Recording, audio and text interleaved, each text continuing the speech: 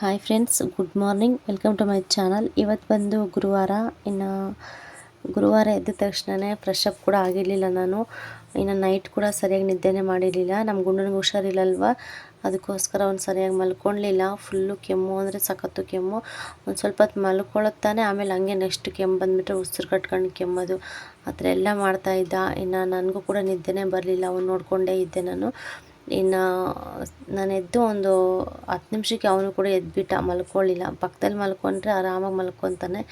ನಾವು ಎದ್ದು ಕೆಲಸ ಮಾಡ್ಕೊಳ್ಳೋಣ ಅಂತೇಳ್ಬಿಟ್ಟು ಎದ್ರಂತ ಅವನು ಎದ್ದು ಬಿಡ್ತಾನೆ. ನೋಡ್ತಾ ಇರ್ಬೋದು ಎಷ್ಟು ಕೋಲ್ಡ್ ಆಗಿಬಿಟ್ಟಿದೆ ಅಂದರೆ ಸಖತ್ತು ಕೋಲ್ಡು ಮತ್ತು ಕೆಮ್ಮು. ಉಸಿರು ಕಟ್ಟಿ ಕೆಮ್ತಾ ಇದ್ದ ಒಂದೊಂದು ಸರಿ. ನಿಜವಾಗ್ಲೂ ನೋಡೋಕ್ಕೆ ಆಗ್ತಾಯಿರಲಿಲ್ಲ ಅವ್ನ ಮುಖ ಅಂತೂ. ಅಷ್ಟಿದು. ಮಕ್ಕಳಿಗೆ ಹುಷಾರಿಲ್ಲ ಅಂದರೆ ಅಂತೂ ತುಂಬ ಕಷ್ಟ ಸುಧಾರಿಸೋದು. ಇನ್ನು ಏನು ಕೂಡ ಕೆಲಸ ಮಾಡ್ಕೊಳ್ಳೋದಕ್ಕೆ ಬಿಡಲಿಲ್ಲ ನನಗಂತೂ. ಇನ್ನು ಚಿಕ್ಕಮ್ಮನೇ ಅಡುಗೆ ಮಾಡಿದರು. ಚಿಕ್ಕಮ್ಮ ಅಡುಗೆ ಮಾಡಿದ್ದನ್ನೇ ಊಟ ಮಾಡಿಬಿಟ್ಟು ಅವನನ್ನು ನೋಡಿಕೊಂಡು ಇನ್ನು ಅವನ ಜೊತೆನೇ ನಾನು ಟೈಮ್ ಜಾಸ್ತಿ ಸ್ಪೆಂಡ್ ಮಾಡಿದೆ ನಾನು.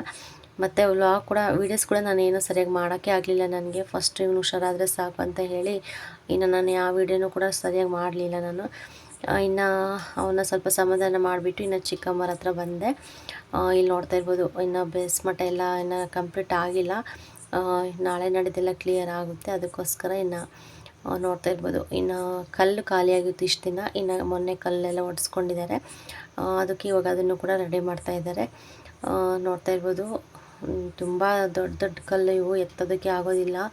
ನಿಜವಾಗ್ಲೂ ಎಷ್ಟು ತೂಕ ಇರುತ್ತೆ ಅಂದರೆ ಸಿಕ್ಕಾಪಟ್ಟೆ ತೂಕ ಇರುತ್ತೆ ಇದು. ಆದರೂ ಕೂಡ ಗಟ್ಟಿ ಇರುತ್ತಲ್ವ.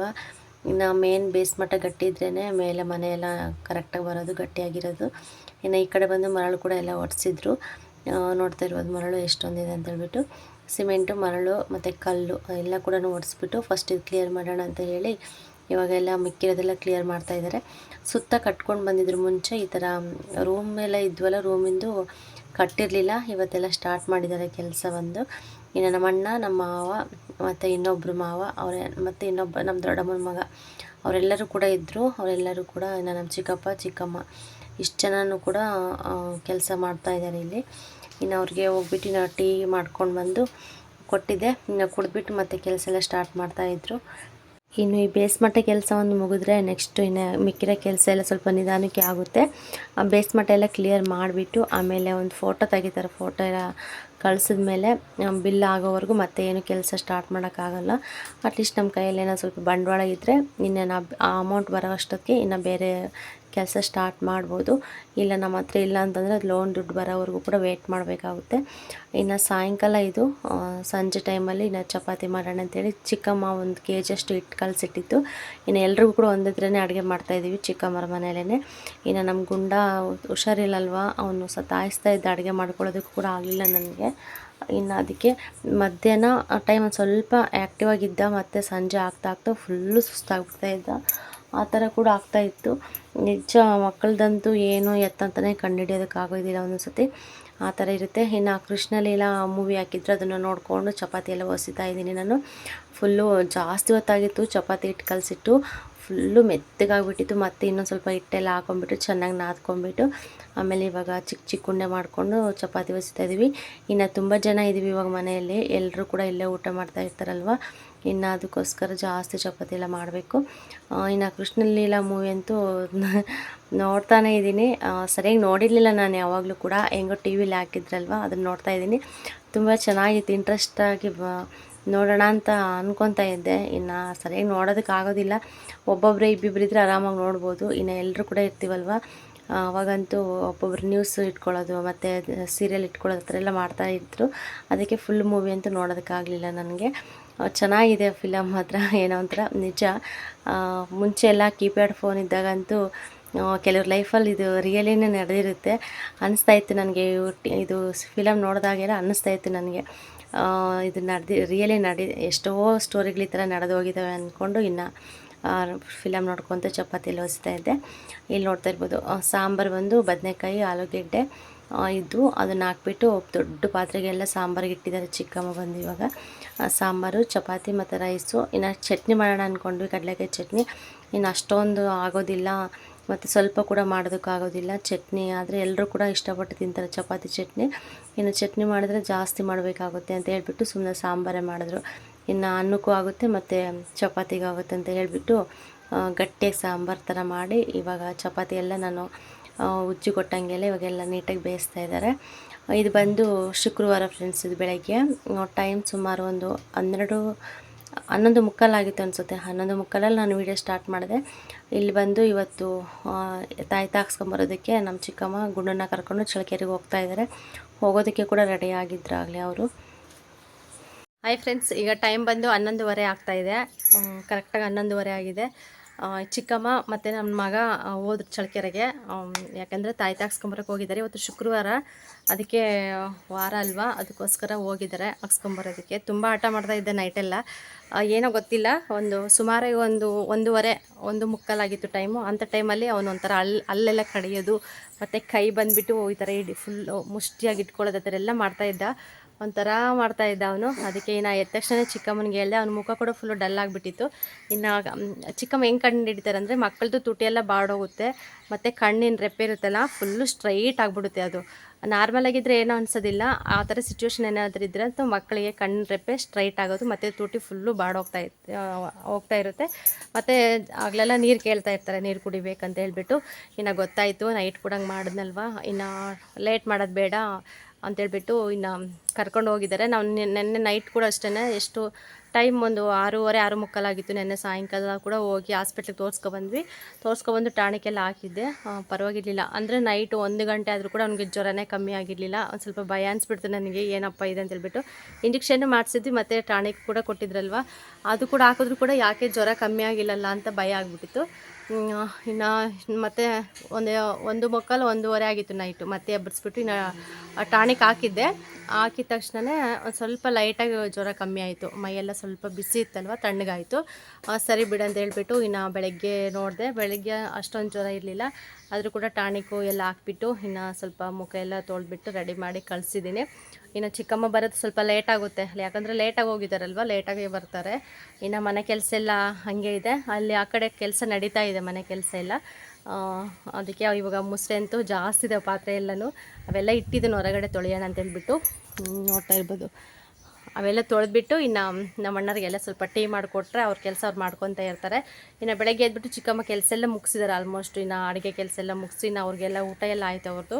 ಊಟ ಎಲ್ಲ ಆದಮೇಲೆ ಇನ್ನು ಇವಾಗ ಹೋದರು ಅವರು ಕೂಡ. ಇನ್ನು ಬರೋಷ್ಟೊತ್ತಿಗೆ ನಾನು ಸ್ವಲ್ಪ ಮನೆ ಕ್ಲೀನ್ ಎಲ್ಲ ಮಾಡ್ಕೊಂಡ್ಬಿಟ್ಟು ಮುಸ್ರೆ ಎಲ್ಲ ತೊಳೆದಿಟ್ಬಿಟ್ರೆ ಇನ್ನು ಬಂದು ನೋಡ್ಬೇಕು ಹೆಂಗಿರ್ತಾನೆ ಅಂತೇಳ್ಬಿಟ್ಟು. ತುಂಬ ಆಟ ಮಾಡ್ತಾಯಿದ್ದಾನೆ ನಿಜವಾಗ್ಲೂ. ತುಂಬ ದಿನ ಆಯಿತು ಅನಿಸುತ್ತೆ ಅವ್ನು ಈ ಥರ ಮಾಡೋದು ನೋಡಿ. ಒಂಥರ ಬೇಜಾರಾಗ್ತಾಯಿದೆ. ಇನ್ನು ಊಟ ಕೂಡ ಮಾಡಿಲ್ಲ ನಾನು. ಅವನು ಫಸ್ಟ್ ಹೋಗಿ ಬರಲಿ ಅಂತೇಳ್ಬಿಟ್ಟು ವೆಯ್ಟ್ ಮಾಡ್ತಾಯಿದ್ದೀನಿ. ಅವ್ನು ಬಂದಮೇಲೆ ನೋಡ್ಕೊಳ್ಳೋಣ ಅಂತ ಹೇಳಿ.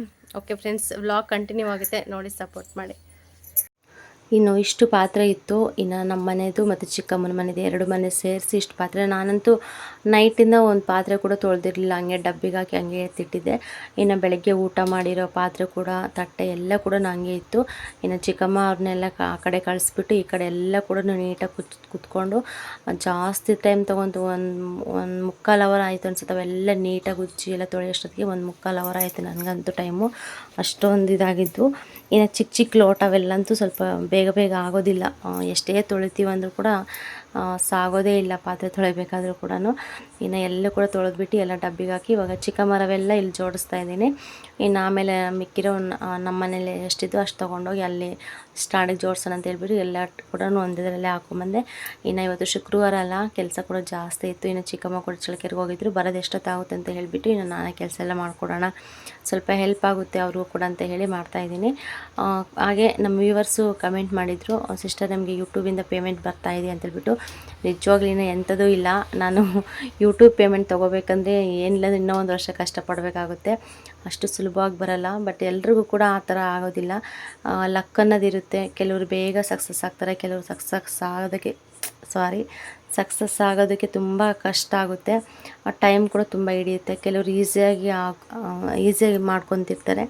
ನಮ್ಮಂಥವ್ರದಂತೂ ಇನ್ನು ಹಳ್ಳಿ ವ್ಲಾಗ್ಸ್ ಎಲ್ಲ ಜಾಸ್ತಿ ಓಡೋದಿಲ್ಲ, ಯಾವೋ ಒಂದು ವ್ಲಾಗ್ಸ್ ಅಷ್ಟೇ. ಒಂದು 300-400 ವ್ಯೂಸ್ ಬರೋದೇ ತುಂಬ ಕಷ್ಟ. ಕೆಲವ್ರದ್ದೆಲ್ಲ ಪರವಾಗಿಲ್ಲ, ಚೆನ್ನಾಗಿ ಓಡ್ತಾ ಇರುತ್ತೆ. ಇನ್ನು ನನ್ನ ಚಾನಲ್ ಬಂದ್ರಂತೂ ಜಾಸ್ತಿ ವ್ಯೂಸೇ ಬರ್ತಾಯಿಲ್ಲ ಇತ್ತೀಚೆಗೆ, ಬರೀ 200 300 ಅಷ್ಟೇ. ಯಾವುದಾದ್ರೂ ಒಂದು 400 ಓಡುತ್ತೆ ಅಷ್ಟೇ. ಅದು ಬಿಟ್ರಂತೂ ಇನ್ನು ಇದೇ ಆಗೋದಿಲ್ಲ. ತುಂಬ ಕಷ್ಟ. ನಾವು ಎಷ್ಟೇ ಇಷ್ಟಪಟ್ಟು ಕೂಡ ಮಾಡಿದ್ರೂ ಕೂಡ ಒಂದೊಂದು ಸತಿ ತುಂಬ ಬೇಜಾರು ಅನಿಸ್ಬಿಡುತ್ತೆ. ಏನಪ್ಪ ಎಷ್ಟು ಎಫರ್ಟ್ ಹಾಕಿ ಎಲ್ಲ ಮಾಡ್ತಾಯಿರ್ತೀವಿ, ಬಟ್ಟು ವ್ಯೂಸು ಸರಿಯಾಗಿ ಬರ್ತಾಯಿಲ್ಲ, ಏನಿಲ್ಲ ಅಂತ ಬೇಜಾರಾಗ್ತಾಯಿದೆ. ಸದ್ಯಕ್ಕೆ ಪೇಮೆಂಟ್ ಅನ್ನೋದು ಏನೂ ಇಲ್ಲ. ಇನ್ನು ನನ್ನ ಪ್ರೋಸೆಸ್ ಇನ್ನೂ ತುಂಬ ಇದೆ. ಇನ್ನು ಗೂಗಲ್ ಆಡ್ಸೆನ್ಸ್ ಬರಬೇಕು, ಆಮೇಲೆ ಅದು ID ವೆರಿಫಿಕೇಷನ್ ಎಲ್ಲ ಆಗಿದೆ. ಗೂಗಲ್ ಆಡ್ಸೆನ್ಸ್ ಬಂದಮೇಲೆ ಪಿನ್ ವೆರಿಫಿಕೇಷನ್ ಎಲ್ಲ ಆಗಬೇಕು. ಆಮೇಲೆ ಇನ್ನೂ ತುಂಬ ಇದಿರುತ್ತೆ ಅದರಲ್ಲೇ. ಆ ಪ್ರೊಸೆಸ್ ಎಲ್ಲ ಆದಮೇಲೆ ನಮಗೆ ಮತ್ತೆ $100 ಆದರೆ ಮಾತ್ರ ಪೇಮೆಂಟ್ ಬರೋದು. ಇನ್ನು $100 ಆಗಬೇಕಂದ್ರೆ ನಿಜವಾಗ್ಲೂ ಇನ್ನೂ 1 ವರ್ಷ ಮೇಲೆ ಆಗುತ್ತೆ ನಂದು. ತುಂಬ ಏನಿಲ್ಲ ಅಂದ್ರೂ ಒಂದು ವೀಡಿಯೋ ಹಾಕ್ತೀವಂದರೆ, ಇವತ್ತೊಂದು ವೀಡಿಯೋ ಅಪ್ಲೋಡ್ ಮಾಡಿದ್ರೆ ಅದಕ್ಕೆ ಸಿಗೋದೇ ನಮಗೆ 8 ಪಾಯಿಂಟು 9 ಪಾಯಿಂಟ್ ಇಲ್ಲ 10 ಪಾಯಿಂಟ್ ಅಷ್ಟೇ. ಪಾಯಿಂಟ್ ಲೆಕ್ಕ ಸಿಗ್ತಾ ಇದೆ, ಡಾಲರ್ ಲೆಕ್ಕಂತೂ ಸಿಗ್ತಾ ಇಲ್ಲ. ಎಷ್ಟೇ ಒದ್ದಾಡಿ ಎಷ್ಟೇ ಇದು ಮಾಡಿದ್ರೂ ಕೂಡ ನಮಗೆ ತುಂಬ ಕಷ್ಟ ಆಗ್ತಾಯಿದೆ. ಆದರೂ ಕೂಡ ಏನೋ ಒಂದು ಮಾಡ್ತಾಯಿದ್ದೀವಿ, ಅದನ್ನು ಬಿಡಬಾರ್ದು, ನಡ್ಸ್ಕೊಂಡು ಹೋಗೋಣ ಅನ್ನೋ ಒಂದು ಇದಕ್ಕೋಸ್ಕರ ನಾನು ಮಾಡ್ಕೊಂಡು ಹೋಗ್ತಾಯಿದ್ದೀನಿ. ಇನ್ನು ಮನೇಲಿದ್ದರೂ ಕೂಡ ಇನ್ನೇನಿರುತ್ತೆ, ಅಟ್ಲೀಸ್ಟ್ ಇದಾದರೂ ಮಾಡೋಣ ಅಂತೇಳ್ಬಿಟ್ಟು ಏನೋ ಯಾವುದೋ ಒಂದು ದೇವರ ಕೈ ಹಿಡಿತಾನೆ ಅನ್ನೋ ಒಂದು ನಂಬಿಕೆ ಮೇಲೆ ನಾನು ಈ ಚಾನಲ್ ನಡ್ಸ್ಕೊಂಡು ಹೋಗ್ತಾಯಿದ್ದೀನಿ. ತುಂಬ ಕಷ್ಟ ಅನಿಸ್ಬಿಡುತ್ತೆ ಒಂದೊಂದು ಸತಿ. ಇಷ್ಟೊಂದು ಕರೆನ್ಸಿ ಹಾಕ್ಸ್ಕೊಂಡು ಡಾಟಾ ಹಾಕ್ಸ್ಕೊಂಡು ಇಷ್ಟು ಎಫರ್ಟ್ ಹಾಕಿ ವೀಡಿಯೋಸ್ ಎಲ್ಲ ಮಾಡಿ ಎಡಿಟ್ ಮಾಡಿ ವಾಯ್ಸ್ ಓವರ್ ಕೊಟ್ಟು ನೈಟೆಲ್ಲ ಒಂದೊಂದು ಸತಿ ನಿದ್ದೆನೇ ಬರೋಲ್ಲ. 12 ಗಂಟೆ 1 ಗಂಟೆ ಆಗ್ತಾಯಿರುತ್ತೆ. ಅಷ್ಟೆಲ್ಲ ಕಷ್ಟಪಟ್ಟು ಮಾಡ್ತೀವಿ. ಬರೀ 5 ಪಾಯಿಂಟು 6 ಪಾಯಿಂಟು ಒಂದು ಸಿಗುತ್ತಲ್ಲ ಒಂದು ವೀಡಿಯೋಗೆ ಅಂತೇಳ್ಬಿಟ್ಟು ತುಂಬ ಬೇಜಾರಾಗುತ್ತೆ ಒಂದೊಂದು ಸಲ ನೆನೆಸ್ಕೊಂಡ್ರೆ. ಆದರೂ ಕೂಡ ಅಂದರೆ ಸ್ಟಾರ್ಟ್ ಮಾಡಿದ್ದೀನಿ, ಬಿಡಬಾರ್ದು, ನೋಡೋಣ ದೇವರು ಇಚ್ಛೆ ಅಂತ ಹೇಳಿಬಿಟ್ಟು ಇನ್ನು ಹಂಗೆ ನಡ್ಸ್ಕೊಂಡು ಹೋಗ್ತಾಯಿದ್ದೀನಿ. ಸದ್ಯಕ್ಕೆ ಪೇಮೆಂಟ್ ಅನ್ನೋದೇ ಇಲ್ಲ. ಇನ್ನು ಪೇಮೆಂಟ್ ಬಂದ್ರಂತೂ ನಿಮ್ಮ ಹತ್ರ ಶೇರ್ ಮಾಡ್ಕೊತೀನಿ. ನಿಮ್ಗಲ್ದೆ ಇನ್ನು ಯಾರ ಹತ್ರ ಶೇರ್ ಮಾಡ್ಕೊಳಕ್ಕಾಗುತ್ತೆ ಹೇಳಿ. ಇರೋದನ್ನು ಹೇಳಬೇಕು, ಇಲ್ಲದೇ ಇರೋದಂತೂ ಹೇಳೋದಕ್ಕಾಗೋದಿಲ್ಲ. ಸದ್ಯ ಬರೋದೇ ಇಲ್ಲ ಪೇಮೆಂಟು. ಇನ್ನು ಮಿನಿಮಮ್ ಅಂದರೂ ಕೂಡ ಇನ್ನು ಎಷ್ಟು $80-90 ಬರಬೇಕು. ಅಷ್ಟು ಬಂದರೆ ಮಾತ್ರ ಒಂದು ಪೇಮೆಂಟ್ ಬರುತ್ತೆ. ಅದು ಎಲ್ಲ ಪ್ರೊಸೀಜರ್ ಕರೆಕ್ಟಾಗಿದ್ದರೆ ಮಾತ್ರ ನಮ್ಮ ಅಕೌಂಟಿಗೆ ಪೇಮೆಂಟ್ ಬೀಳುತ್ತೆ ವಿನಃ ಅದು ಒಂದು ಸ್ವಲ್ಪ ಏನಾದರೂ ಮಿಸ್ಟೇಕ್ ಆದರೂ ಕೂಡ ಅದು ಬರೋದೇ ಇಲ್ಲ ಪೇಮೆಂಟು. ಅಷ್ಟು ಪ್ರಾಬ್ಲಮ್ ಆಗಿಬಿಡುತ್ತೆ ಒಂದೊಂದು ಸರಿ. ಈ ಥರ ಇದೆ ನಮ್ಮ ಯೂಟ್ಯೂಬು ಇದ್ರು. ಕೆಲವ್ರದ್ದಂತೂ 1 ವರ್ಷದೊಳಗೆ ಒಂದು ಪೇಮೆಂಟ್ ತೊಗೊಂಡ್ಬಿಟ್ಟಿರ್ತಾರೆ. 1 ವರ್ಷದೊಳಗೆ 1 ಪೇಮೆಂಟ್ 2 ಪೇಮೆಂಟ್ ತೊಗೊಂಡ್ಬಿಟ್ಟಿರ್ತಾರೆ. ಅವರೆಲ್ಲ ಅದೃಷ್ಟ ಮಾಡಿರ್ತಾರೆ ಅಂತಲೇ ಹೇಳ್ಬೋದು. ಕಷ್ಟಪಟ್ಟು ಮಾಡ್ತಾಯಿರ್ತಾರೆ, ಬಟ್ ದೇವ್ರ ಪ್ರತಿಫಲ ಬೇಗ ಕೊಡ್ತಾರೆ ಅವರಿಗೆ. ಇನ್ನು ನಮ್ಮ ಇದರಲ್ಲಿ ಬಂದ್ರಂತೂ ಎಷ್ಟು ಕಷ್ಟಪಟ್ಟು ಮಾಡಿದ್ರು ಕೂಡ ಪ್ರತಿಫಲ ಸಿಗ್ತಾ ಇಲ್ಲ. ಇನ್ನು ಗೊತ್ತಿಲ್ಲ ಏನು ಪ್ರಾಬ್ಲಮ್ ಅಂತ ಹೇಳ್ಬಿಟ್ಟು. ಆದರೂ ಕೂಡ ಬಿಡೋದಿಲ್ಲ, ಮಾಡ್ಕೊಂಡು ಹೋಗ್ತಾಯಿರ್ತೀನಿ. ನಿಮ್ಮ ಪ್ರೀತಿ ನಿಮ್ಮ ಆಶೀರ್ವಾದ ಇದ್ದರೆ ನಾನು ಕೂಡ ಖಂಡಿತ ಒಂದಿನ ಯೂಟ್ಯೂಬಲ್ಲಿ ಸಕ್ಸಸ್ ಆಗ್ತೀನಿ ಅಂತ ಅಂದ್ಕೊಂಡಿದ್ದೀನಿ. ಇನ್ನು ಚಿಕ್ಕಮ್ಮರು ಕೂಡ ಬಂದರು ಫ್ರೆಂಡ್ಸ್. ಇನ್ನು ತಾಯಿ ತಾಗಿಸ್ಕೊಂಡು ಇನ್ನು ಬಂದ ತಕ್ಷಣವೇ ಜ್ವರ ಕಮ್ಮಿ ಆಗಿರಲಿಲ್ಲ. ಇನ್ನು ಫುಲ್ಲು ಸುಸ್ತಾಗಿಬಿಟ್ಟಿದ್ದ. ಅಂದರೆ ಬಸ್ಸಲ್ಲೆಲ್ಲ ಹೋಗಿ ಮತ್ತು ಓಡಾಡ್ಕೊಂಡು ಬಂದಿದ್ರಲ್ವ, ಇನ್ನು ಸ್ವಲ್ಪ ಜ್ವರ ಜಾಸ್ತಿನೇ ಆಗಿತ್ತು. ಅದಕ್ಕೆ ಸಿರಪ್ ಕೊಡ್ತಾಯಿದ್ದೀನಿ. ಚಿಕ್ಕಮ್ಮ ಮಾತಾಡಿಕೊಂಡು ಅವನ್ನ ಆಟಾಡಿಸ್ಕೊಂಡು ಹಂಗೆ ಕುಡಿಸಿದ್ರು. ಏನು ಗೊತ್ತಾ, ಮಕ್ಕಳು ನಮ್ಮ ಅಂದರೆ ಅಮ್ಮರ ಹತ್ರ ಬೇಗ ಟಾನಿಕ್ ಆಗಲಿ ಏನೇ ಆಗಲಿ ಕುಡಿಯೋಲ್ಲ, ಸತಾಯಿಸ್ತಾ ಇರ್ತಾರೆ. ನನ್ನ ಮಗ ಅಷ್ಟು ತುಂಬ ಸತಾಯಿಸ್ತಾನೆ. ಸುಮ್ಮನೆ ಏನು ಮಾಡಿದ್ರೂ ಕೂಡ ಕುಡಿಯೋದೇ ಇಲ್ಲ. ತಲೆ ತಿರುವುದು ಮತ್ತು ಬಾಯಿ ತೆಗಿಯೋದೇ ಇಲ್ಲ. ಎಷ್ಟು ಇದು ಮಾಡಿದ್ರು ಕೂಡ, ತುಂಬ ಮುದ್ದು ಮಾಡಿದ್ರು ಕೂಡ ಕೇಳಲ್ಲ. ಒಂಥರ ಸಿಟ್ಟಾಗಿ ರೇಗಾಡಿದ್ರು ಕೂಡ ಕೇಳೋದಿಲ್ಲ ಆ ಥರ.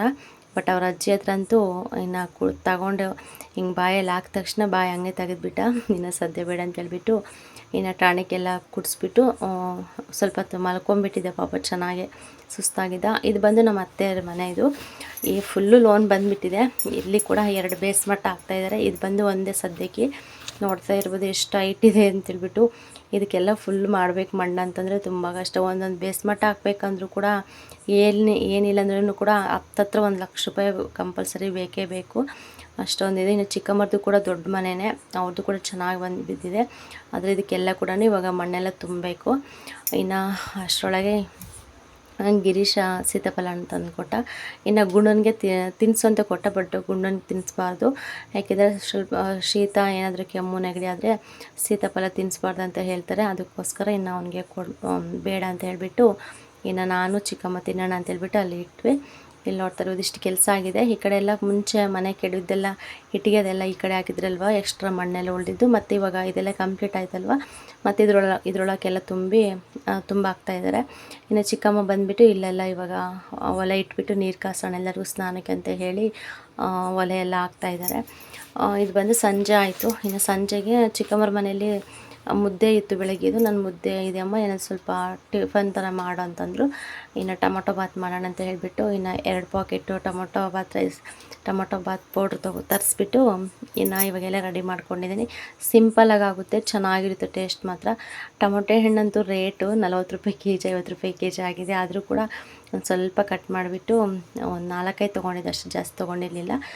ಅದು ಎಲ್ಲ ಸ್ವಲ್ಪ ರುಬ್ಬಿ ಹಾಕಿದ್ದೀನಿ ಇವತ್ತು. ಒಂದು ಸ್ವಲ್ಪ ಈರುಳ್ಳಿ ಮತ್ತು ಟೊಮೊಟೊ, ಬೆಳ್ಳುಳ್ಳಿ ಅದೆಲ್ಲ ಸ್ವಲ್ಪ ಚೆನ್ನಾಗಿ ರುಬ್ಕೊಂಬಿಟ್ಟು ಸ್ವಲ್ಪ ಮಸಾಲೆ ಐಟಮ್ ಎಲ್ಲ ಹಾಕಿ ನೀರು ಹಾಕ್ಕೊಂಡು ಎಲ್ಲ ರುಬ್ಕೊಂಬಿಟ್ಟು ಇವಾಗ ಎಲ್ಲ ಇದು ಮಾಡ್ತಾಯಿದ್ದೀನಿ. ತುಂಬ ಈಸಿ. ನಾನು ಸುಮಾರು ವ್ಲಾಗ್ಸಲ್ಲೆಲ್ಲ ಶೇರ್ ಮಾಡ್ಕೊಂಡಿದ್ದೀನಿ. ತುಂಬ ಚೆನ್ನಾಗಿತ್ತು ಟೇಸ್ಟ್ ಮಾತ್ರ ಕೂಡ. ಇವಾಗ ನೀಟಾಗೆಲ್ಲ ಹಾಕ್ಬಿಟ್ಟು ಮಾಡ್ಕೊತಾ ಇದ್ದೀನಿ. ಹಾಗೆ ನಮ್ಮ ಗುಂಡನ ಬಗ್ಗೆ ಕೂಡ ಕಮೆಂಟ್ ಬಂದಿತ್ತು, ಚೆನ್ನಾಗಿ ನೋಡ್ಕೊಳ್ಳಿ ಪಾಪುನ, ಇವಾಗ ಹೇಗಿದ್ದಾನೆ ಅಂತ ಕೂಡ ನಮ್ಮ ವ್ಯೂವರ್ಸ್ ಎಲ್ಲ ಕೂಡ ಕಮೆಂಟ್ ಮಾಡಿದರೆ. ಪರವಾಗಿಲ್ಲ, ಈಗ ಚೆನ್ನಾಗಿದ್ದಾನೆ. ಅದೇ ಸಿರಪ್ಪು ಮತ್ತು ಎಲ್ಲ ಹಾಕ್ಕೊಂಡು ಟೈಮ್ ಟು ಟೈಮ್ ನನಗೆ ಸ್ವಲ್ಪ ಊಟ ಮಾಡಿಸ್ಕೊಂಡು ಚೆನ್ನಾಗಿ ನೋಡ್ಕೊತಾ ಇದ್ದೀವಿ. ಸದ್ಯಕ್ಕೆ ಇವಾಗ ತಾಯಿತ ಕೂಡ ಹಾಕ್ಸ್ಕೊಬಂದಿದ್ದೀವಲ್ವ, ಇನ್ಮೇಲೆ ಚೆನ್ನಾಗಿ ಆಗ್ಬೋದೇನೋ. ನೆಕ್ಸ್ಟ್ ಏನಾದರೂ ಅದೇ ಥರನೇ ಇದ್ದರೆ ಮತ್ತೆ ಬೇರೆ ಕಡೆ ತೋರಿಸ್ಬೇಕು. ಇಲ್ಲ ಇಲ್ಲಿಗೆ ಚೆನ್ನಾಗಾದ್ರಂತೂ ಇನ್ನು ಇಲ್ಲ, ಆರಾಮ್ಸೆ ನೋಡಿಕೊಂಡು ಇರ್ತೀವಿ. ಮೇಯ್ನಾಗಿ ಹುಷಾರಿಲ್ಲ ಅಂದರೆ ಮಕ್ಕಳನ್ನ ಜಾಸ್ತಿ ನಾವು ಬಿಡಬಾರ್ದು, ಜೊತೆಲೇ ಇದ್ಬಿಟ್ಟು ಚೆನ್ನಾಗಿ ಕೇರ್ ಮಾಡಬೇಕು. ಅವರು ಅಷ್ಟೇ ನಮ್ಮನ್ನು ಬಿಟ್ಟಿರೋದೇ ಇಲ್ಲ. ಯಾವಾಗಲೂ ಎತ್ಕೋಬೇಕು, ಸುಧಾರಿಸ್ಬೇಕು, ಇಲ್ಲ ತೊಡೆ ಮೇಲೆ ಹಾಕ್ಕೊಬೇಕು, ಆ ಥರ ಎಲ್ಲ ಅವ್ರಿಗೆ ಅನಿಸ್ತಾ ಇರುತ್ತೆ ಅಮ್ಮನ ಜೊತೆಲೇ ಇರಬೇಕಂತೇಳ್ಬಿಟ್ಟು. ಆದಷ್ಟು ನಾವು ಬೇರೆ ಕಡೆ ಗಮನ ಕೊಡದೆ ಮಕ್ಕಳ ಜೊತೆ ಟೈಮ್ ಜಾಸ್ತಿ ಸ್ಪೆಂಡ್ ಮಾಡಬೇಕು. ಆಗಲೇ ಅವರು ಬೇಗ ರಿಕವರಿ ಆಗ್ತಾರಂತ ನನ್ನ ಅಭಿಪ್ರಾಯ. ಇನ್ನು ನೋಡ್ತಾ ಇರ್ಬೋದು, ನಾನು ಬಂದು ರೇಷನ್ ಅಕ್ಕಿಲೇ ಟೊಮೊಟೊ ಬಾತ್ ಮಾಡಿದ್ದು. ತುಂಬ ಚೆನ್ನಾಗಾಗುತ್ತೆ. ಬಟ್ ನಾನು ಸುಮ್ಮನೆ ವಿಸಲ್ ಓಡಿಸ್ಲಿಲ್ಲ, ಸುಮ್ಮನೆ ಪ್ಲೇಟ್ ಮುಚ್ಚಿಬಿಟ್ಟು ಬೇಯಿಸ್ಕೊಂಡೆ. ತುಂಬ ಚೆನ್ನಾಗಾಗಿತ್ತು, ಆಗಳು ಕೂಡ ಆಗಿತ್ತು. ಮಸೂರು ಅಕ್ಕಿ ಬೇಕೆ ಅಂತಲೇ ಏನಿಲ್ಲ, ಈ ಥರ ರೇಷನ್ ಹಾಕಿದ್ರು ಕೂಡ ಆರಾಮಾಗಿ ಮಾಡ್ಕೋಬೋದು. ಟೇಸ್ಟ್ ಮಾತ್ರ ತುಂಬ ಚೆನ್ನಾಗಿತ್ತು. ಇಲ್ಲಿ ನೋಡ್ತಾ ಇರ್ಬೋದು ಎಷ್ಟು ಉದ್ರುದ್ರಾಗಿ ಅಂತ ಹೇಳ್ಬಿಟ್ಟು. ಇನ್ನು ಪ್ಲೇಟಲ್ಲಿ ಹಾಕ್ಕೊಂಡಾಗ ಅಷ್ಟೇ ಚೆನ್ನಾಗಿ ಬಂದಿತ್ತು ಉದ್ರಾಗಿ. ಓಕೆ ಫ್ರೆಂಡ್ಸ್, ಈ ಚಿಕ್ಕ ವಿಡಿಯೋ ನಿಮಗೆ ಸ್ವಲ್ಪನಾದರೂ ಇಷ್ಟ ಆದರೆ ಲೈಕ್ ಮಾಡಿ, ಕಮೆಂಟ್ ಮಾಡಿ, ಶೇರ್ ಮಾಡಿ. ಹಾಗೆ ಯಾರಾದರೂ ಹೊಸ್ದಾಗಿ ನನ್ನ ಚಾನಲ್ ನೋಡಿದ್ರೆ ಪ್ಲೀಸ್ ಸಬ್ಸ್ಕ್ರೈಬ್ ಮಾಡ್ಕೊಂಡು ಚಾನಲ್ ನೋಡಿ, ಹಾಗೆ ಸಪೋರ್ಟ್ ಮಾಡಿ.